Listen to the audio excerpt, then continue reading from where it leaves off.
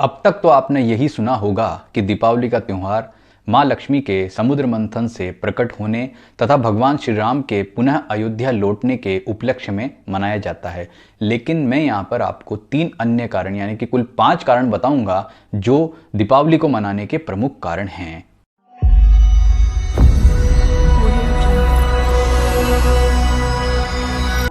नमस्कार मित्रों, मैं हूं सुधाकर पुरोहित, आपका ज्योतिष मित्र। ज्योतिष डिविनेशन में आपका स्वागत है। इस वीडियो में हम बात करेंगे दीपावली को मनाए जाने के उन प्रमुख 5 कारणों के बारे में जिन्हें जानना आपके लिए बहुत आवश्यक है, क्योंकि भारतीय संस्कृति में, सनातन संस्कृति में दीपावली सबसे बड़ा त्यौहार है। हम इसे क्यों मनाते हैं, इसका इतिहास क्या है, इसकी पौराणिक परंपरा क्या है, यह सब इस वीडियो में बताया जा रहा है। तो इस जानकारी के लिए ये पूरा वीडियो देखिए, और अभी तक आपने हमारे चैनल ज्योतिष डिविनेशन को सब्सक्राइब नहीं किया है तो जरूर कर लीजिए, और नोटिफिकेशन को प्राप्त करने के लिए बेल आइकन को जरूर क्लिक कीजिए।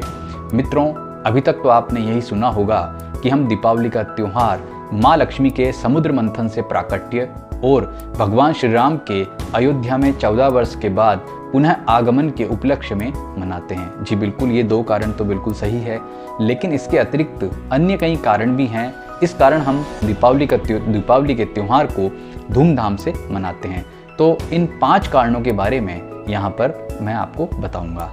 पहला कारण, समुद्र मंथन। समुद्र मंथन किया गया था प्रमुख रूप से अमृत प्राप्ति के लिए, क्योंकि दुर्वासा ऋषि ने इंद्र को यह श्राप दिया था कि तुमने जो मेरा अपमान किया है तो तुम्हारा ये स्वर्ग का समस्त वैभव, तुम्हारी जो श्री है यानी कि जो लक्ष्मी है, वह समस्त सब चीजें रसातल में चली जाए। रसातल का मतलब पाताल लोक में चली जाए। इससे देवता तो बहुत ज्यादा निर्बल हो गए, दुर्बल हो गए, और जो राक्षस थे वह बहुत ही प्रबल हो गए। तो इस शक्ति को यानी कि जो देवता है उन्हें वापस प्रबल बनाने के लिए क्या किया जाए, तो यह तय हुआ कि समुद्र मंथन किया जाए। तो चूंकि देवता निर्बल हो चुके थे, तो दानवों को लेकर के यानी कि अमृत का लालच देकर के इस समुद्र मंथन में शामिल किया गया। और समुद्र मंथन के दौरान जब धीरे धीरे विभिन्न प्रकार की वस्तुएं निकली, जैसे विष, भगवान शिव ने उसका पान किया। इसी तरह से विभिन्न प्रकार के रत्न निकले, जिनमें से कुछ तो दानवों ने स्वीकार किए और कुछ देवताओं को मिले।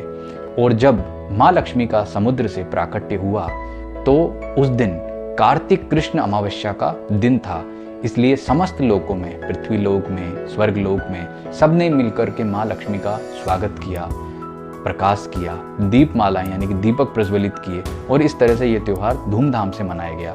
तब माँ लक्ष्मी प्रसन्न हुई, उन्होंने सभी को भौतिक सुख का आशीर्वाद दिया और जाकर के अपने स्वामी भगवान विष्णु के हृदय में अपना निवास बनाया।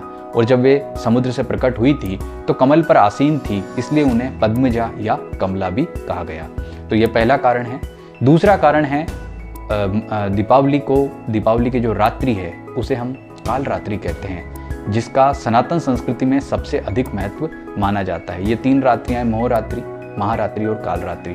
तो जो काल रात्रि है वह हम कार्तिक अमावस्या को कहते हैं। इस काल रात्रि में जो महाशक्ति है, माँ काली है, उनके पूजन उपासना की परंपरा है जो कि पूर्वी भारत में होती है। तो इस परंपरा के कारण कार्तिक अमावस्या के दिन शक्ति उपासना की जाती है। और चूंकि वैभव की देवी माँ लक्ष्मी है, इसलिए हम काल रात्रि में माँ काली की उपासना तो करते ही हैं, साथ में माँ लक्ष्मी की उपासना भी करते हैं। तो काल रात्रि का जो महत्व है, इसकी वजह से कार्तिक अमावस्या का दिन विशिष्ट हो गया है। और 12 अमावस्याओं में केवल यही अमावस्या है जिसे हम इतना समृद्ध तरीके से मनाते हैं, उपासना करते हैं, प्रार्थना करते हैं। ये दूसरा कारण है। तीसरा कारण है भगवान वामन, जो भगवान विष्णु का विशिष्ट अवतार थे, और राजा बलि।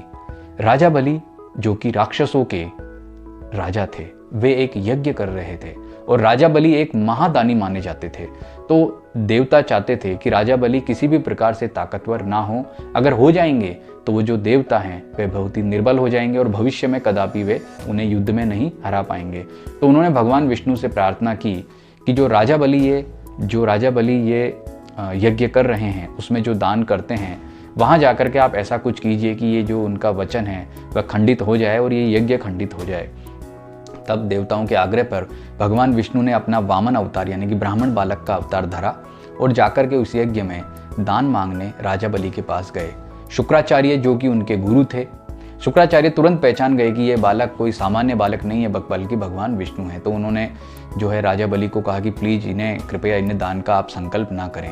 लेकिन राजा बलि तो अपने संकल्प के पक्के थे। उन्होंने जो है उन्हें बोला कि आपको जो चाहिए मांग लीजिए। तो उन्होंने 3 पेर भूमि मांगी और 2 पेरों में ही समस्त लोगों को उन्होंने नाप लिया, यानी कि 2 पेरों में ही समस्त लोगों को समेट लिया। अब बची तीसरे पेर की बारी। तो राजा बलि ने कहा चूंकि अब तो मेरे पास देने के लिए कुछ नहीं है, मेरा शरीर है, तो तीसरा पेड़ आप मेरे सिर पर रख दीजिए, मेरे शरीर पर रख दीजिए। इससे भगवान विष्णु बहुत प्रसन्न हुए और उन्होंने मनचाहा वरदान मांगने के लिए राजा बलि को कहा। तो राजा बलि ने उनसे पृथक एक लोक की व्यवस्था मांगी और कहा कि जब तक ये लोक विद्यमान रहे तब तक आप पहरेदार बनकर के मेरे इस लोक के बाहर बैठेंगे। इससे जो भगवान विष्णु का लोक है, वैकुंठ धाम है, वह विष्णुहीन हो गया।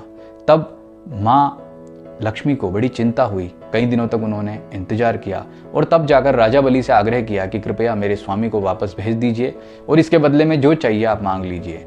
और माँ लक्ष्मी ने यह राजा बलि को यह वरदान दिया कि दीपावली से एक दिन पहले और एक दिन बाद, यानी कि इन 3 दिनों में संपूर्ण ब्रह्मांड में आपका राज होगा। और इन 3 दिनों में जो व्यक्ति राजा बलि की पूजा माँ लक्ष्मी के साथ में करेगा उसके जीवन से मैं कभी भी नहीं जाऊंगी। यानी कि जो राजा बलि का पूजन दीपावली के अगले दिन करता है उससे माँ लक्ष्मी कभी रुष्ट नहीं होती है। तो दीपावली को मनाए जाने का जो है तीसरा कारण यह है। चौथा कारण माना जाता है धूमावती देवी। 10 महाविद्याओं में यह 10वीं महाविद्या है और इसे हम माँ लक्ष्मी की ज्येष्ठा यानी कि बड़ी बहन कहते हैं।